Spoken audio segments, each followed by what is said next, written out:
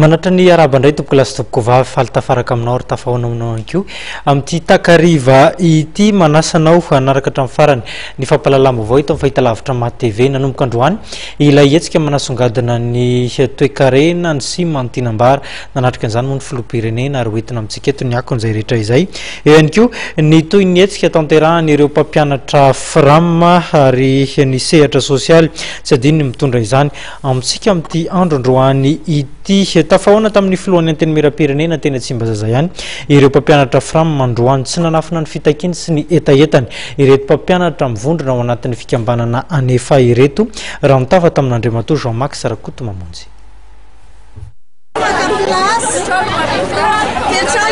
Miakadaba teny Tsimbazaza ny mpampianatra frama mivondrona ao amin'ny anefa.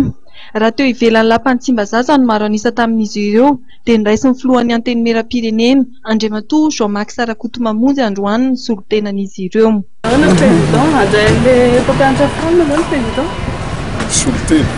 Solotena mpampianatra frama? Solotena 5 avy amin'ny mpampianatra frama ny fampidinika tamin'ny filohan'ny anteny miram-pirenena.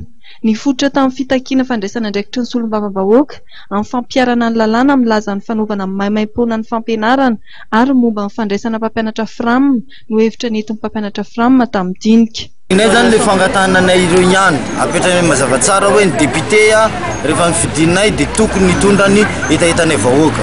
Voalohany amin'izay rehefa nandany zareo mikasika maimaim-poana hidirina amin'ny sekolim-panjakana dia tokony asiana amin'ny fanaraha-maso an'ireny lalàna lany reny fa tsy hoe atao lany fotsiny izy dia ministry ny fampianarana milaza fa hoe mbola mandoa ihany ny vola ny sekolim-panjakana. Iarahantsika nafantatra zany ministry ny teny an'izay ka tokony mandray andraikitra ny député hoe fa maninona sinan'izany le zavatra hoe zavatra ty valany ary mbola dressena ny ray aman-dreny mpianatra ny vola dia mikasika ny recrutement nay apetrany mazava tsara fa filoham-pirenena efa niteny hoe ampidirina ampiasam-panjakana izay mpampianatra frama dia aiza ny fandraisana andraikitra ataony député amin'ny mahasolombavam-bahoaka anazy tokony manara-maso ny asan'ireo mpanatanteraka. Izay zany mahatonga zay hoe aty amin'ny solombavam-bahoaka ny andehananay dia izay koa mahatoky fa rehefa tsy namahany olana ny ministry ny fampianarana dia tokony zareo aty amin'ny mpanatanteraka zareo mpanao lalàna ny tokony andray andraikitra. Taorian'ny dinika dia nanome toko ny filohan'ny anteny miram-pirenena fa hitondra ny etaetan'ny mpampianatra frama eo anivon'ny fahefana mpanatanteraka indrindra amin'ny filoham-pirenena. Laza ihany koa fa nahavelom-bolon'ny mpampianatra frama amin'ny fanambaran'ny filoham-pirenena fa hanao maimaim-poana ny fampianarana. Saingy mbola manamafy ny tokony andraisana mpampianatra frama rehetra ho mpiasam-panjakana ny syndicat ny anefa. Milaza izy ireo fa mitohy ny fitakian'ny mpampianatra frama mandra-pahazoan'izy ireo valiny mahafa-po. Ary ny fivoriana izay ho tanterahana rapiso no hanapaka ny toy ny fitakiana tanterahan'ny mpampianatra frama mivondrona ao amin'ny anefa.